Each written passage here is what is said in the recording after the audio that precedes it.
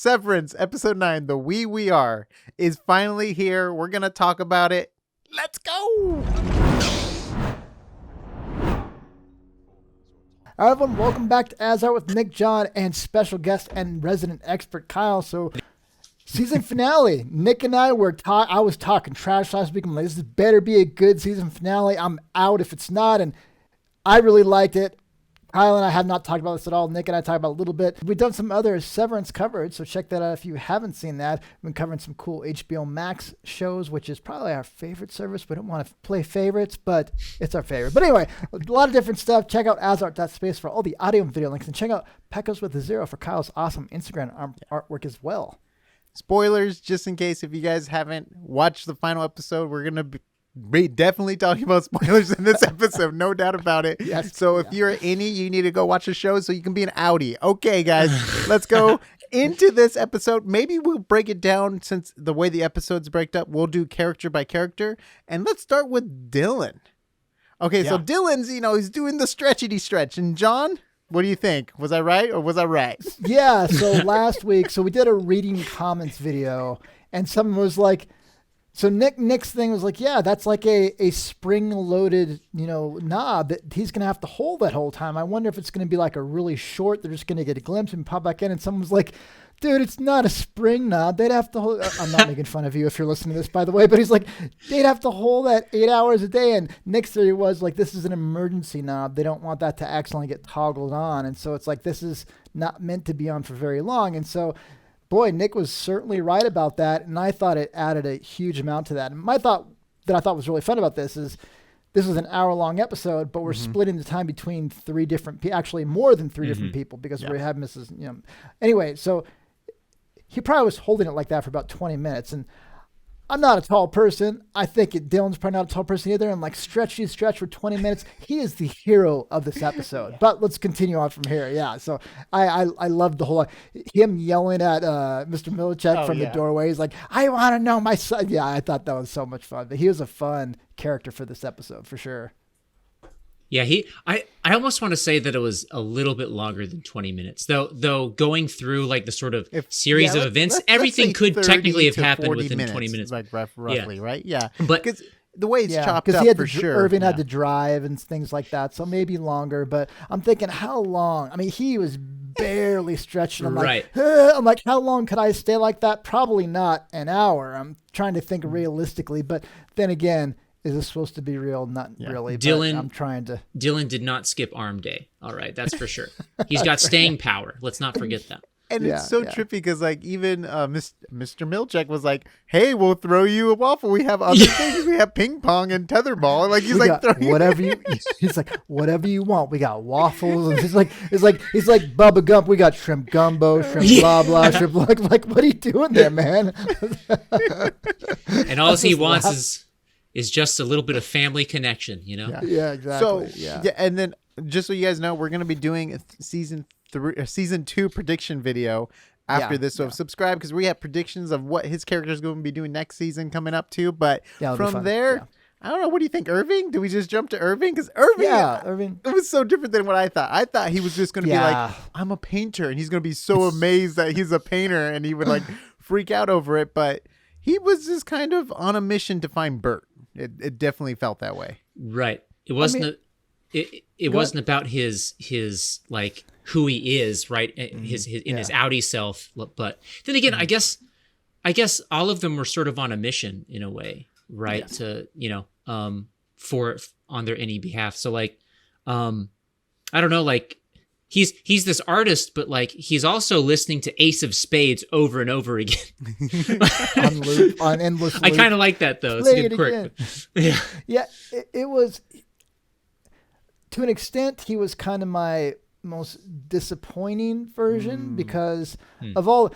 One, when this episode started, I'm like, if no one talks to nobody, I'm gonna flip out because no one was talking to anybody. Like every time Mark was gonna talk to, can you wait? Okay, okay. I'm like, if you don't talk to anybody, if no one talks to anybody, I'm gonna have a S fit. I'm gonna get so mad. All part of the build.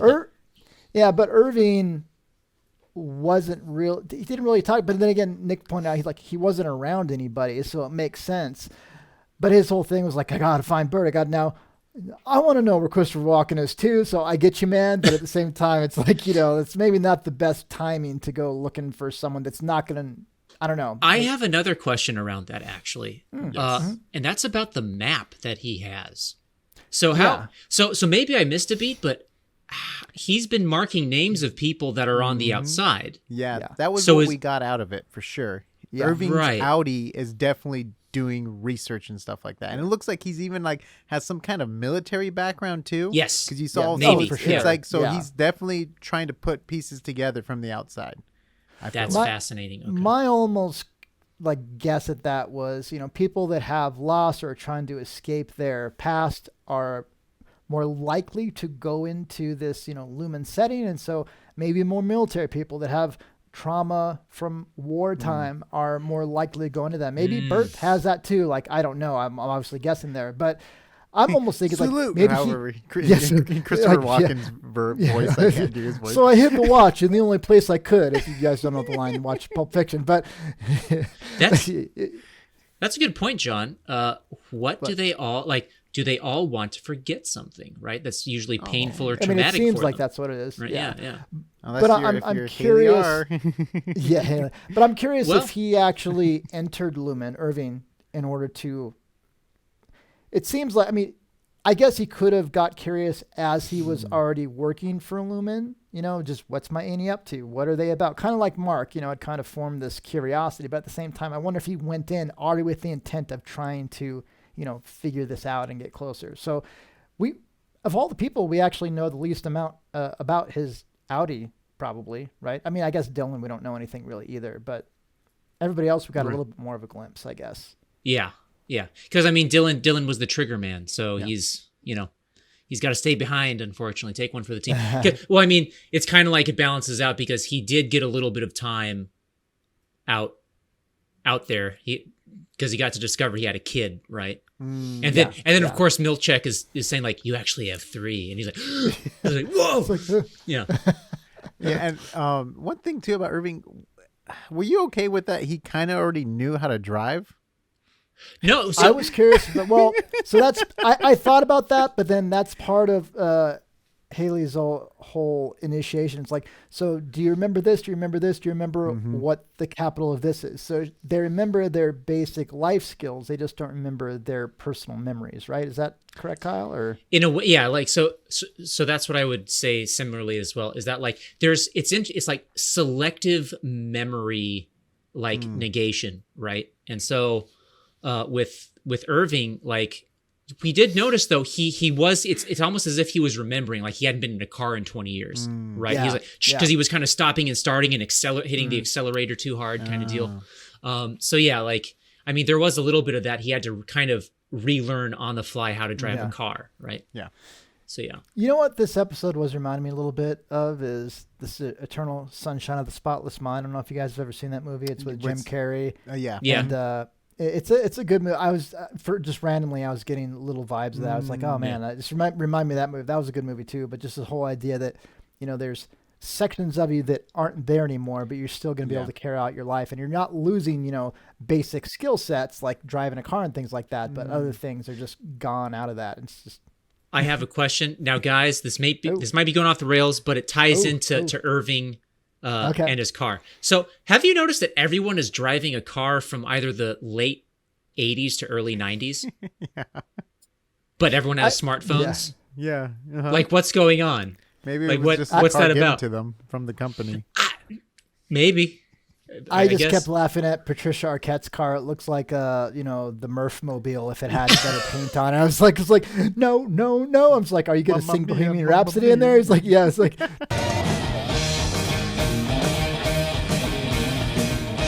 I thought he was just going to be rocking out trying to save this. Yeah. Thought she was just going to be trying to save the company whilst, Okay. whilst do that. Final thought on Irving was I'm bummed he didn't write a message with the black paint on a paintbrush. Yeah, that was one thing I thought he was going to do because it was like a painter and there's all this stuff you can write on the walls hey, let's figure out a message system to, I want out or something like that, along the lines like that. Because it was interesting because well, we're going to jump over to the other characters, but they kind of all had a way of expressing it to people. But since he was alone, you would think he would have tried to write something, or maybe that was his whole thing, was to get to Bert to hopefully, relay the message or something like that. So, yeah, which would have been interesting, because that would have been them meeting outside of work.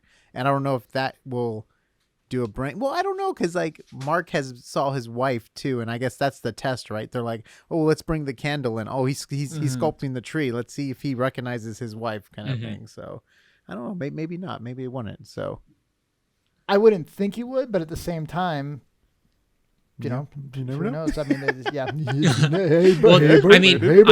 I'm imagining season 2. Or maybe we should save that for the predictions. Yes, prediction video. Okay. Write it down. Write it down. Kyle gave it in my notebook. Unintended teaser right there. So let's talk. No, next video. But wait, there's more. So if we had to talk about the next one, would you guys do Mark or Haley R? I do Haley. One. They're both because they're both big. Sure. They're both okay. Yeah, You want to do big, Haley next? Okay. Well, then we'll end with Mark. Sure. Okay. So I have to say, before we get too far into Haley, you guys in the comments video, we're reading the comments, you guys had that one down. You were absolutely correct on that. Oh. I hadn't caught the early Millicek line when she first, was, going in and out of that door trying to leave. And he goes, you don't know how, what a miracle it was when we, I didn't realize that he was assigning greater importance to her early on. And I had forgotten that, but you guys obviously caught that. You're like, oh, she's definitely in the family. And boy, you guys were certainly right. Yeah. So well done, listeners. Shout out to the listeners. Dang. The listeners. That's why she kept coming back. And it's also interesting too, because it doesn't give her plot armor, but we know now she's really valuable to the company. Right. Of course. Yeah. And the only person that can kill her is her innie at this point.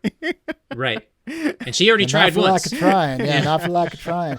It's really crazy too, though, because it gives you a pretty good insight into her Audi character, because obviously they're like, oh yeah, use that line about your innie being your sister. That's a really good line. And then you hear the promo videos of her talking about like, yeah, I thought I had thousands of brothers and sisters because all of our employees, I was told our brothers, like, I'm like, you liar, you. I'm like, ooh, you charmer, you. So it's kind of fun that you're getting an idea. But then again, it seems like, the whole Kool-Aid cult idea, because her dad was talking really culty, really weird. And he was sincere, though. Yeah, because of you. I was just like, oh. Yeah. Like, get away. Yeah. Keir is... He's quite the character. Keir Egan is, oof, man.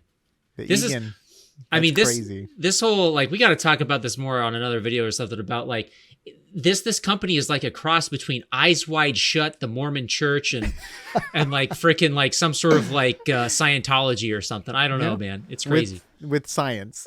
With science, yeah, with scientific brain chips. I don't know. Which is cool when you can borrow from, I've never seen Eyes Wide Shut, but it has that kind of vibe in it. I haven't seen that. But the Waffle Party is all Eyes Wide Shut. That's basically that's why he's saying that. Yeah.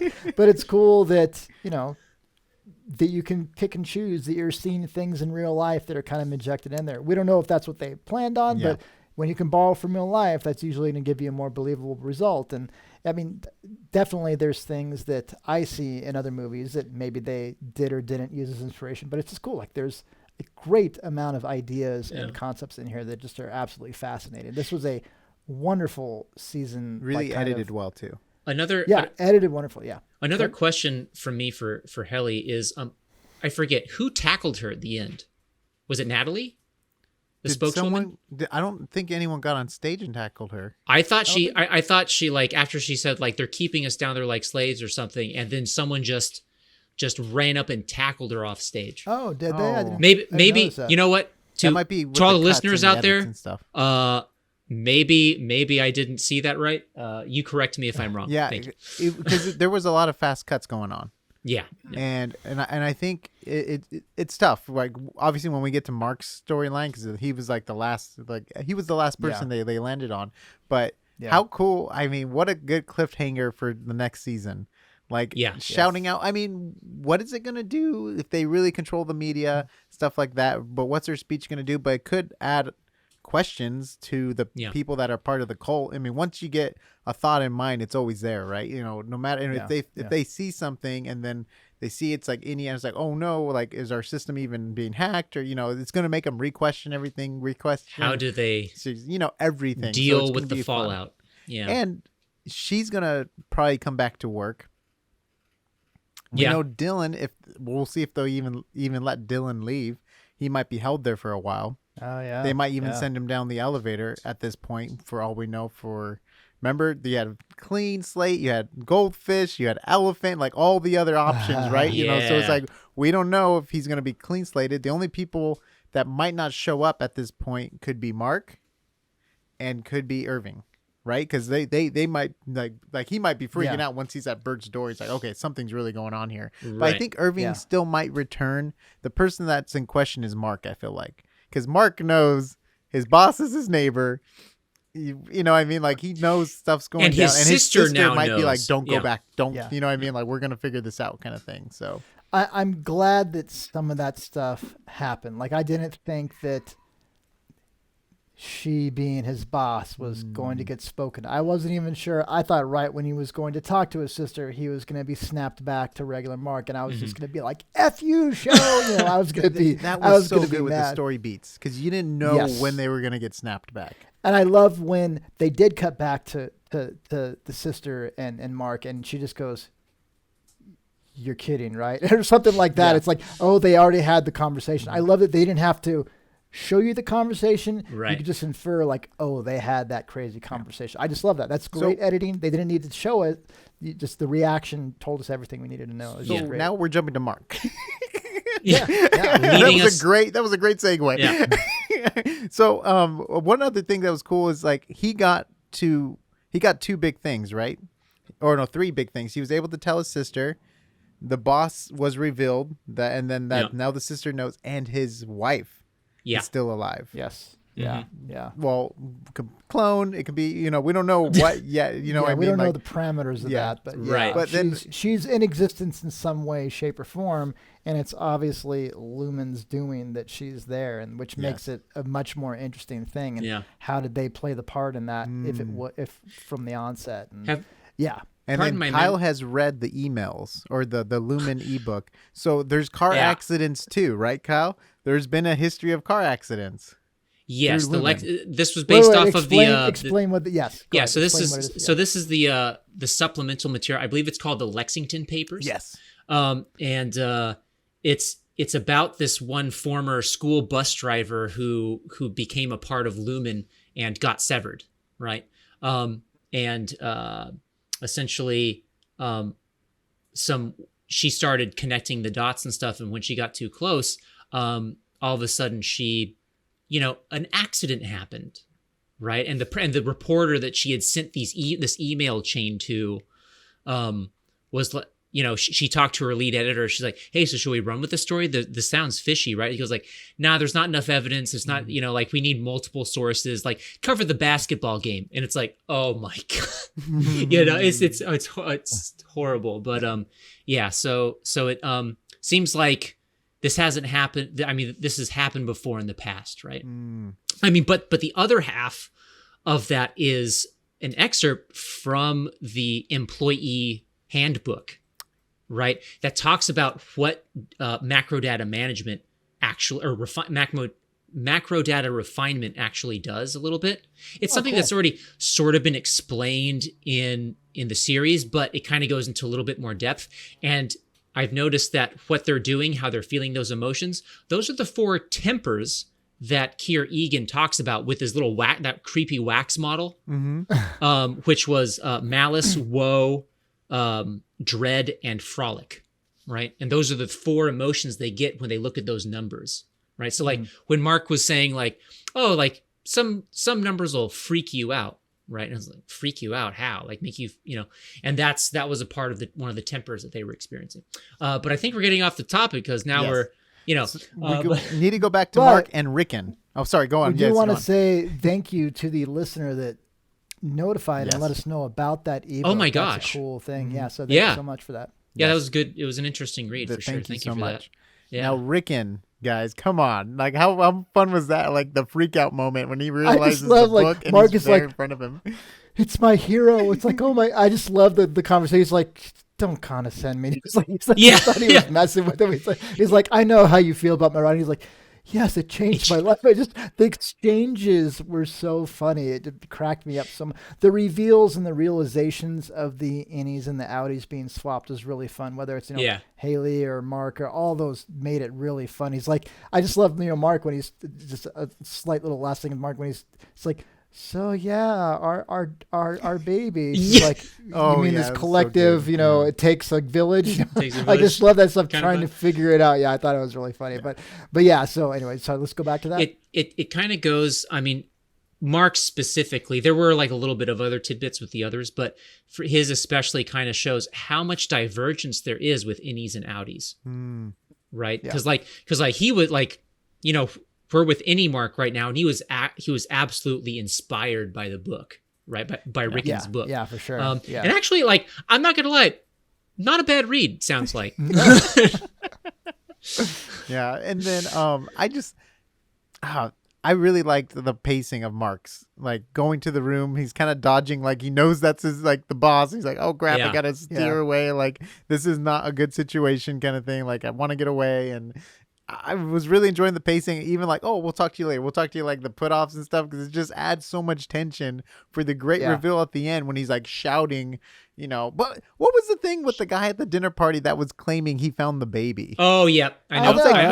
What is that gonna lead to? Like, is he, like, what I mean? I was just like, okay, that was just very noticeable and, like, weird. He's like, I found the baby, like, he's the hero, and I was just like, I found it by myself. So yeah. So I will say that it's probably not going to lead to anything. I think. Thank you. I almost want to say that that's just his character. His character is a little sycophantic. Yeah. Right. Like, if we go back to like during the dinner conversation when we first see his character, it's sort of like he talks about World War I, and it's like, it would have been a faux pas to say that it was World War. And then he's like, well, in World War I, World War II hadn't happened yet, so no one would know. Like, and you can see he's obviously, like, kind of embarrassed, like, oh geez, yeah. I'm so sorry, guys. I forgot to mention something for Haley R. We saw the pregnant lady, right? With the politician. Yes, that's right. Yeah. And we totally, like, it was just, so it's like she knew her. Like, it's weird how small this town is becoming really, really quickly. This town is becoming really Well, she knew of small. her. She said, she goes, oh, it's really nice to finally meet you, or something like that. Yeah. And, like, the politician, like, oh yeah, because we're getting stuff, whatever. It's like laws are going to get passed and stuff like that. So I just thought that was, like, I wanted to mention that because I thought that was really cool to bring that back, kind of thing. Like, it really made the whole full circle. Mm-hmm. I'm trying to think of other characters. Milchek just had his like the dullest knife in the world that took forever to cut. It was an excellent plot device that took its time. Well, let's talk about the dynamic of Milchek and Patricia Arquette's character, and just on the phone. So what's her name? Colbell. Yeah, Harmony Colbell. Harmony, and then let's talk about Colbell because let's talk about Harmony and Colbell because a lot of people thought, oh, she's going to kind of flip sides, or she's going to have a character change in dynamic. And it would have been fun to see her do that as far as, like, the dynamic of the character and development. But at the same time, Nick and I had thrown out the idea, well, she could use this as an opportunity to just try and work her way back in. And that's definitely the route she ended up taking. Kyle, we didn't get to talk about that last week. Did you think she was going to go any particular direction, or were you just kind of open to whatever? Or? So so that's the thing. When I'm watching it, like, I'm in the moment, I'm like, oh, she might turn a new leaf. So like, as she was, like, especially when she embraced Mark, she's like, Mark, I'm so happy, just like that. She's like glad that he was thinking of leaving, right? Because she had just gotten fired, right? Yeah. So she's like, and then after she realizes, kind of that loyalty snaps back, and I'm like, oh, well, I guess not. I guess this is her opportunity, like you were saying, her opportunity to get back in with the company. She's totally conditioned, like with the Kool-Aid stuff. Like, even though she was pissed at them, she has that religious dedication to just because she tore down her shrine doesn't mean exactly. Her faith is strong still in Lumen. Yes, the force is strong with this one. Yeah, I go with something, tantrum too. But yeah, I mean, it's hard to like something like that is like deep rooted at that point. Obviously, I mean, for her to have the knowledge, like the first episode, I didn't know if she had the severance procedure as well. For her to have that knowledge all day, every day, at work, at home, and to do the kind of extracurricular activities she had been doing too, like she's maybe more ingrained in this even than, the family. And so for her to just be mad and just exit, like, F you guys, yeah, Mark, just leave. Like I actually thought that was a cool, more realistic response. It's like, I'm really mad, but I still have my beliefs and I can't let them go even if I'm mad about them. It's like, I thought that was a pretty realistic, like, way for her to snap back in. Yeah. So and she left the baby. Which I literally thought she took the baby. Like, I was like, oh, dang, this is going to get like blackmail, like serious. Like, if you want your baby back, you guys can't say anything or, whatever. If you want your baby to stay alive, I was like, oh, this is going to get dark. So he seems to have more vested interest in Mark, right? Because like Nick said, the amount of interest and like effort she puts into like ingratiating herself with Mark's side of his family and stuff, with his sister and stuff, like is kind of odd, like kind of creepy, kind of odd in a way. And so even with like testing his relationship with his wife in the room and bringing the candle in and watching them in the healing section or whatever it's called, the is it the wellness whatever, or it's just like, what is going on? Like, she's really dedicated. And why is Mark so special? Why is his wife so special? Is his wife connected to the family in some way? Was she like does she have Egan ties or something like that? Like, now we know Haley R has Egan ties. And the photographs. How crazy was it that the photographs Milchick has been taking this whole time was like on all those cubes? And that was a great kind of, that's what, because he was always taking those pictures. I'm like, boy, that's really corny. Like episode 1, we were saying this, I'm like, well, this is lame. I had a hard time. Like episode 1, it's like, why is he taking all the pictures? And season finale, you get the payoff for that. I love that they brought all this stuff around. That was I'm glad you mentioned that because I had forgotten about that. I've clearly forgotten too. What? So Milchick was always taking photos at all the events when they're taking group photos and all this stuff. Those were on all the promotional stuff for her big speech. Oh, right. Yeah, on the huge thing. Yeah, I just thought that was a cool little call back. Yeah. Thought that was funny. Yeah, it was cool stuff. Because you see like the 4 of them too, like they're all being advertised, and it's like, this is so crazy. Like, it was really, really fun. So now I'm almost tempted that something happened where Petey was removed so Haley R can come in. Because like we have this idea like, he just left all of a sudden, right? So like we kind of have this idea like he was able to get out himself, but it was almost like it was orchestrated so she can get in. Because I don't know, like, because it's set up for 4 people, right? Yeah.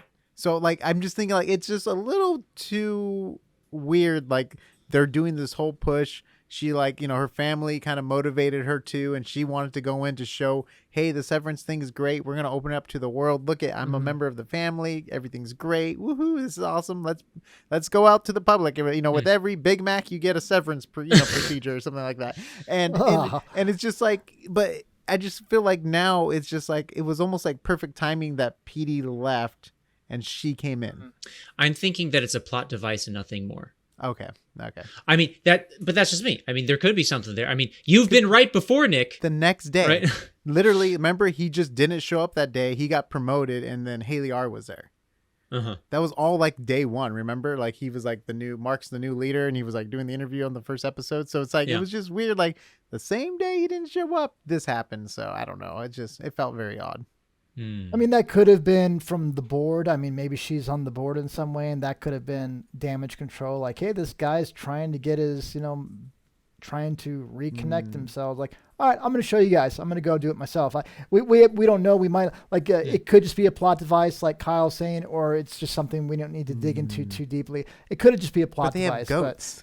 I mean, I feel like we have to dig into everything. Like, what are the goats for still? Right. Anyways, guys, thank you so much for tuning in for this. We're going to be doing a crazy prediction video for season 2. I'm excited for season 2. I think they're like pretty much done wrapping up. So I think we're going to be getting season 2 pretty quickly. Yeah. Are you kidding me? Principal photography. I am so happy. So it's going to be it's going to be a lot sooner than Raised by Wolves, but what can you do? All right, guys. So check out AsArt.space for all the audio and video links for all different content. Check out the other Severance postings we've done. Check out the comments videos. It's crazy to see all the listeners getting this stuff right, and which is amazing. We're going to be doing, like Nick said, a episode 2 predictions, and we'll also probably read some more comments for this season finale. We might do a number of those because that's one of the funnest parts of this community. Definitely let us know down below what you thought of this episode. Do you think this was a fun season finale like I myself was worried about? This was great. So let us know down below what you think. Check out Peckers with a Zero for Kyle's awesome Instagram artwork, and we'll see you on the next AsArt. Show me the elevator.